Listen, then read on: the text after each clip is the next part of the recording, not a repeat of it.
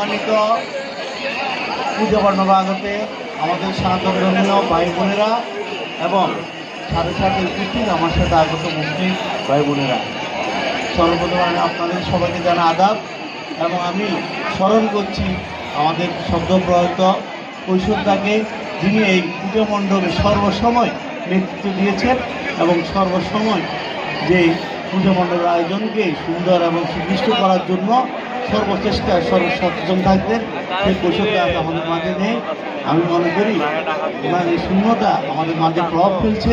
তারপরও মানুষকে এগিয়ে যেতে হয়, সর্বসময় সকল উৎসব পালন করতে হয়। তারা আঙ্গিকে আমরা আবারও সেই বসন্ত পূজা উৎসব আয়োজন করছি।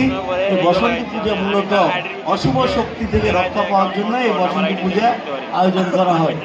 আমি আশা রাখি সেই অশুভ শক্তি সাম্প্রদায়িক দাঙ্গা, আমি আশা করি বসন্তী পূজার মাধ্যমে আমরা সেই দাঙ্গা থেকে কখনো আমরা সর্বসময় বিরত থাকব এবং আমরা সর্বসময় দাঙ্গার বিকল্প যেটা সম্প্রীতি অবস্থান বজায় রাখবো, এই আশা বক্তব্য করতে পারি। এবং সাথে সাথে আমি সকলকে আমাকে এই জন্য একটি অনুষ্ঠান আয়োজন করার জন্য আমি আপনাদেরকে ধন্যবাদ জানাই। আমার জানা ছিল না আসলে এটা এত বড় অনুষ্ঠান, এই অনুষ্ঠান আয়োজন উপস্থিত হতে পেরে আমি নিজেকে কৃতজ্ঞ এবং ধন্যবাদ করছি।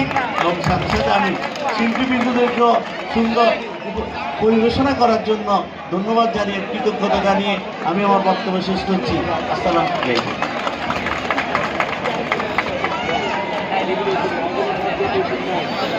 আমরা ধন্যবাদ জানাচ্ছি জনাব সালাহ আবদুল্লাহ সবুজ ভাইকে আমাদের মাঝে উপস্থিত থাকার জন্য। আবারও অনেক অনেক কৃতজ্ঞতা এবং অভিনন্দন। যাই হোক, আমরা আবার আমাদের অনুষ্ঠানে ফিরে যাচ্ছি।